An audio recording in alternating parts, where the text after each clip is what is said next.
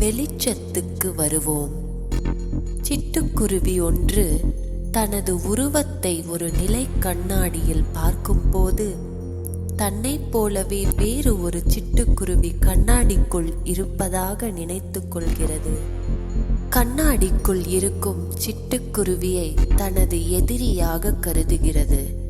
உருவத்தை உண்மை என்று நினைத்து விடுகிறது. அந்த குருவியை எப்படியாவது அழித்து விட வேண்டும் என்று எண்ணம் கொள்கிறது. தன்னுடைய பிம்பம்தான் கண்ணாடிக்குள் தெரிகிறது என்னும் உண்மை சிட்டுக்குருவிக்கு தெரிவதில்லை. தன்னுடைய எதிரியை எப்படியாவது தீர்த்து விட வேண்டும் என்று நினைக்கிறது.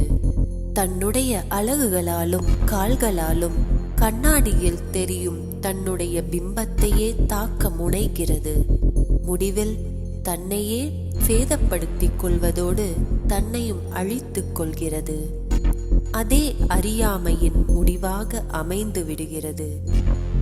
மனிதர்களான நாம் கூட இன்று அறியாமை என்னும் இருளில் வாழ்ந்து கொண்டிருக்கிறோம் என்பதுதானே உண்மை. இந்த உண்மையை நாம் உணர்ந்துள்ளோமா? நம்மை போலவே தோற்றமளிக்கும் இன்னொரு மனிதரை பார்க்கும் போது பெரும்பாலும் நமது உணர்வுகள் எவ்விதம் உள்ளன? அவர் நம்மை விட உயர்ந்தவராக இருந்தால் அவர் மீது பொறாமை கொள்கிறோம்.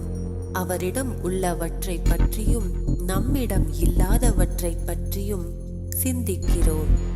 அவர் மீது வெறுப்பு உண்டாகிறது.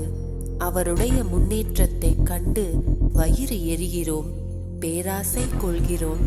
எப்படியாவது அவரிடம் இருப்பவற்றையெல்லாம் தட்டி பறித்து விட வேண்டும் என்ற எண்ணமே மேலோங்குகிறது. நம்மை விட சற்று குறைந்த நிலையில் இருப்பவரை கண்டால் ஆணவம் வந்து விடுகிறது.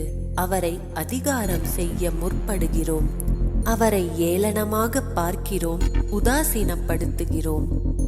ஆண் உடலில் இருப்பவர் பெண் உடலில் இருப்பவரை தீய எண்ணத்துடன் பார்க்கிறார். ஒருவர் செய்யும் காரியம் நமது விருப்பத்திற்கு எதிராக இருந்தால் அவர் மீது கோபப்படுகிறோம்.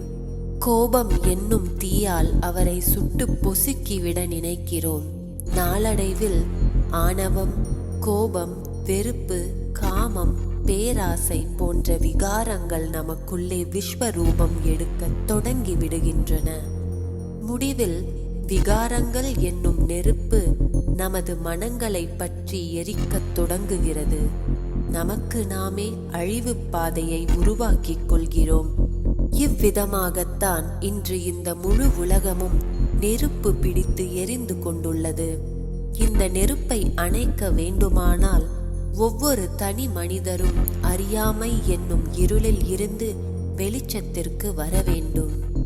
சிந்தனை துளி ஒருவர் விகாரம் என்னும் தீயினால் எரிந்து கொண்டிருக்கும் போது நற்குணங்கள் என்னும் நீரை ஊற்றி அவரை குளுமைப்படுத்துவதே சக மனிதருக்கு நாம் செய்யும் உதவியாகும்.